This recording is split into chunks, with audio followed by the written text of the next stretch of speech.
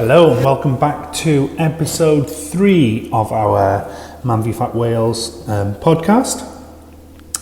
Today we're going through a few Q&As. So we've put out some Q&As to players in our league and people from around Wales that I know have given some really good questions, and hopefully we're just going to answer a few of those today. Hopefully dispel a few myths and maybe give a bit of advice that people could use through the week to help them with their weight loss. And I say weight loss quite pointedly there because there's a few questions where we're actually going to talk about weight and fat. So weight loss and fat loss being two different things, especially with question 2. So the first question is a really good one. So how do you determine portion sizes? And I can read that in two ways. The first way I could read that is, how do I determine portion sizes? Through the years, I've lost some weight myself.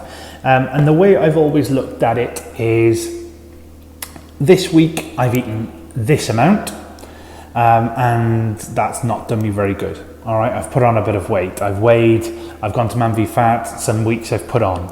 So I've reflected back on my food diary. I've thought about what I ate last week and been really reflective. I think in one of Champo's talks, Richard Crick, the head of MANvFAT UK, said, just if you do well, look back on your food diary and work out why. And if you didn't, look back and work out why. And this is how I do it. So I look back and work out why. And all I do, instead of thinking, okay, I need to cut this down to this many grams, I need to do this, I eat less. So if that week I put on weight and I had 2 takeaways, if I just have one takeaway and replace one of those takeaways with a nice meal like lasagna and salad or something like that, don't get me wrong, I still absolutely enjoy lasagna. It's one of my favorite meals of all time, but it's not gonna beat a big fat kebab or a curry. If I had 2 last week and this week I'm going to have 1, I'm cutting down. So in terms of my portion size, I'm not thinking necessarily about portions, I'm thinking about eating less. And I do that till I get to a point where I'm losing. And then you reflect back on your week and you try and replicate it. But in the purest sense, when we look at portion sizes, what we need to think about is less, but lots of people don't know what they should be eating of each thing. So if you're eating, let's do a really good example. I'm not going to call Jamie Oliver and say turkey Twizzlers, but I could say fish fingers. If your normal portion of fish fingers is, it's a pack of 10, I give 2 for the little child, 3 for my bigger child, and then I have the last 5 in the pack. If your portion size is 5 fish fingers, and I'm not saying that's my go-to meal, but I love a fish finger sandwich. If that's my go-to portion, I can cut that down, okay? But that doesn't tell me what my portion should be. So I'm going to give you a quick rule of thumb, and I will put this out as a little infographic. It's from a company called Precision Nutrition, and they're really good. Lots of the stuff they put out is really good. As with everything nutrition, you've got to take everything with a bit of a watchful eye over it, because it's not all great. But this one is really good. So what they say is, any protein you eat, your meat, your fish, anything you're going to eat that's kind of the meat portion of your food, or if you're vegetarian, there are obviously vegetarian proteins as well. Think about the size of your palm. So that's going to change. If you're a bigger guy like me, your hands are quite big, it's going to be quite big because you've got to fuel that big body. And if you're a smaller guy, your hands will potentially be smaller. So think about the size of your palm. So I'm looking at my palm now, and it's about the size of a burger. So in reality, how many burgers should I have? 1 burger. That's my protein in the meal. Then think about your veg. So it's a bit of a funny way to do it, because we think of meat and 2 veg, and one of those is a carbohydrate. But we'll start with veg. So if you make a fist, the same way, if you're bigger, your fist will be bigger. If you're smaller, your fist will be smaller. So it's a good way of doing it. If you're doing this with a partner at home, their hands will be bigger or smaller as well. So veg, think about a fist. So if you're having broccoli, chop it up, you know, and kind of get a mound, for want of a better word, of vegetables that's the size of your fist. Then go to your carbs, so your pasta, your rice, your potato, all those lovely things. Think about the size of a cupped hand. Now this is one of the ones that's really tricky because everyone absolutely goes in on carbs and says how bad they are. They are not bad. There's nothing wrong with carbs. They're really good for you actually. They fuel you very, very well. They're an efficient fuel. But they're very easy to overeat as well. That's why you need to have this kind of, I'm glad this question came up. What is the portion size? Because if I'm cooking pasta, and I still cannot do it now, my wife cooks all the pasta in our house, because if I cook pasta, I will just chuck in half a pack, 3/4 of a pack, and think, once it swells up, well, I've cooked it now, I'm going to eat it. So it's not good for me. So in a cupped hand, how much can you hold? If you do that, is a really good rule of thumb. I'm saying rule of thumb because the next thing is fat. So if you're going to include any fat within your meal, think about the size of your thumb. Size of your thumb. So protein, the size of your palm. Veg, the size of a balled fist. Carbs, anything you can hold in a cupped hand, which actually when you look at it, and if you do it in front of you now, it isn't that much. Fat, no more than the size of a thumb. But I would say, if you're trying to cut down, you'd be cutting down that fat before anything else there. And maybe if you're going to go over on something, I'd go over on the veg or the protein. So protein is very filling. Now, don't forget, I'm not demonizing carbs here. I'm just saying protein is a really good filler as well. Okay. All right. So that's that question. How do you determine portion sizes? So if down to me, I look at my last week's food diary and I cut down. You know, if last week didn't go well, I'll cut down. If it went well, I'll keep them about the same. You know, if I want to speed up process, I'll cut it down even further. So that's a really good question. And then there's that palm, fist, cupped hand, thumb rule. And I'll put out that infographic as well. Okay, this is where I'm going to talk about fat loss and weight loss. So this is a really good question. A really good question. So many people ask me this question. Is drinking 2 litres of water a day going to affect my weight on the scale? 100% it will. 2 litres of water will weigh about 2 kilograms. Simple maths. It will affect your weight on the scale. It will not add fat. Okay, if you're drinking pure water, there are no calories, it will not affect it. It will affect the weight on the scale. So if you come to session or if you go to weigh somewhere and just before that you've drunk 2 litres of water, you will weigh 2 kilos heavier. That's just simple. All right. I think this question goes a bit deeper. So is drinking 2 litres of water a day going to affect my weight on the scale? Is it going to help me lose weight? Now, I would say yes, because all of your bodily processes rely on hydration, okay? So digesting your food, burning fat, all of those things rely on water being in your system, not being dehydrated, your body not going into any type of state where it's not going to work efficiently. So hydration is really important, but is 2 litres this magic number?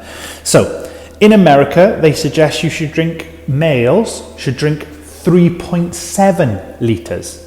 Now, I don't see very much basis for that. I don't see much basis for that. In fact, I would suggest that 2 litres is a really good way of looking at it. However, that's from personal experience, not scientific experience. So the NHS recommend drinking 6 to 8 glasses of fluids a day. So fluids can include water, tea, coffee, squash is a really good way of getting fluid in you. Don't demonize things that aren't just pure water. Even some fizzy drinks if they're zero. Because what I'm going to say now is, if you do something other than water, make a decision, not personally, and this is an absolutely personal decision I make, I don't waste calories on drinks. Okay, if I'm going for a coffee, and I've got a coffee now as I'm recording this, if I go for a coffee, I go for a coffee that doesn't cost me, and I use the word cost really effectively there. It really works for me, that way of thinking. It doesn't cost me more than about 100 calories. I'm not going to go for, even though I really like it, like toffee-laced, sugar-laden coffees, a mocha with hot chocolate in there, because I think that's just a waste of calories. Now, in terms of the question, which is hydration, yes, it's hydration.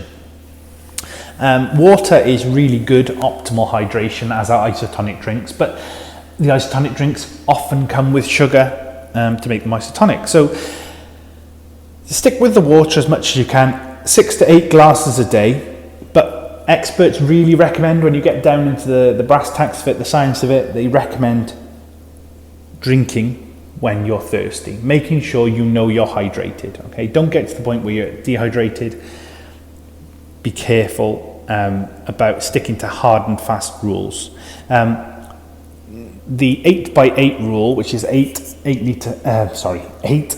fluid ounce glasses, which is about 240 ml, so it works out about 2 litres. There's not a lot of basis in that. However, what I will say is, if you drink 2 litres of water a day, that will fill you, physically fill you. Like we've already said, it will weigh a certain amount within you if you drink it straight away. However, it will fill you, it will keep you fuller for longer. My sister actually swears by, if she feels hungry, she'll drink maybe half a pint to a pint of water and then give it 15 minutes and see if she still feels hungry. It's a strategy that works for her. So is drinking 2 litres of water a day going to affect my weight on the scale? Instantly, yes it is. It's going to affect your weight, not your fat loss, but actually in terms of your bodily functions, making sure that fat loss comes off really well, then it is going to make a difference. Okay, here's a good one. How to improve my fitness for football. So first of all, fitness for football will come if you attack the fatness for football. I'm not going to use, MANvFAT is one of these programs where we use the word fat a lot. If you get less fat, if you drop weight, that will help you with your fitness for football. Okay, not carrying around a bulk of weight will improve. It's just a natural thing.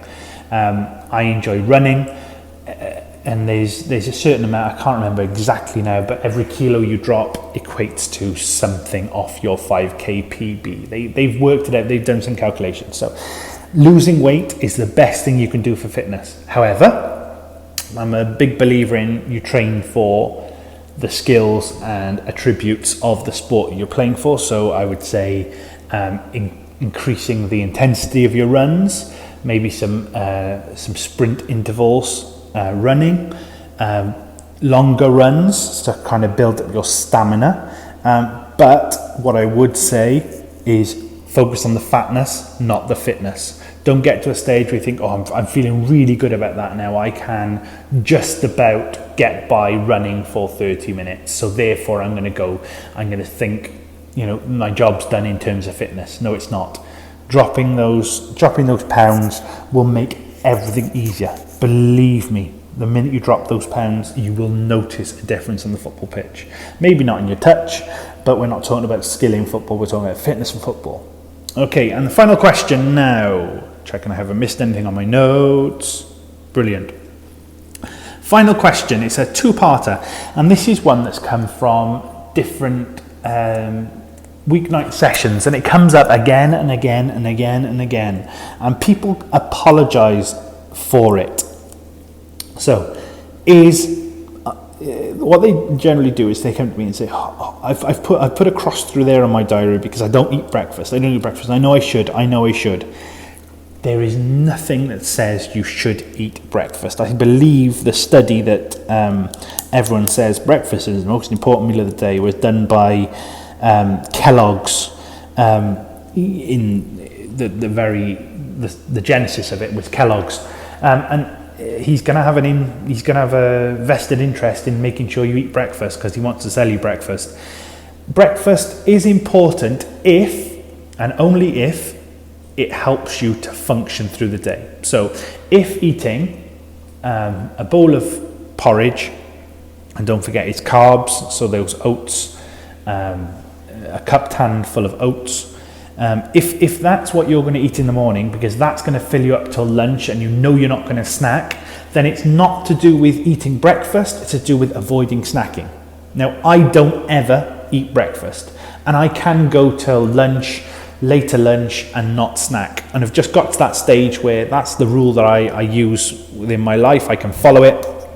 However, if I was snacking at 11, I would add in a breakfast. I would add in a moderate breakfast that could take me through till lunch. Okay, that's what I would do. So breakfast is an important meal if it works for you. Obviously, people work different jobs. You know, if you work shift work, you might have to organise your breakfast, lunch, dinner, and all of those.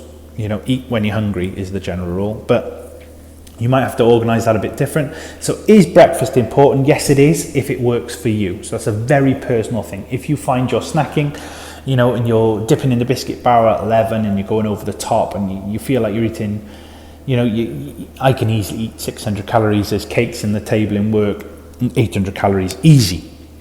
If I was constantly doing that at about 11, but I could have a 300 calorie breakfast, which would take me through, then obviously it's much better to have the 300 calories. If you can go through totally and you want a bigger evening meal, which is what I do, I skip the breakfast and I add those calories onto my evening meal and have a fuller evening meal. The other thing I do in the morning, and I have no regrets for it, is I drink a cappuccino on the way into work every morning. So I have a cappuccino on the way into work every morning. I have that, starts me up for the day, and I have loads of guys saying, "Oh, I do drink lots of coffee. I shouldn't have this caffeine." Do what works for you. Okay, do what works for you. Is breakfast important? Yes, if it works for you. Should I drink cappuccinos? Yes. You know, I drink a cappuccino, but I don't eat breakfast. So even though it's 100 calories on a cappuccino, I'm probably saving 300, 400 on, you know, a bowl of cereal and milk, or 2 pieces of toast with jam on. So it's a good deal for me. So as with everything, what you've got to do is you've got to think, how does this work for me and my life? It's not, MANvFAT, any type of coaching you have should never be cookie cutter. It should never be, you should do this. That's why diet plans tend not to work for very long, because actually it's about finding what works for you in the long term. Okay, so there are 4 questions today. Hopefully they've been helpful. Thank you ever so much to the guys who sent those in. We're going to come back with a part 2 to this, because there's quite a few more questions we could answer, but hopefully that's been really useful. Thanks ever so much, guys.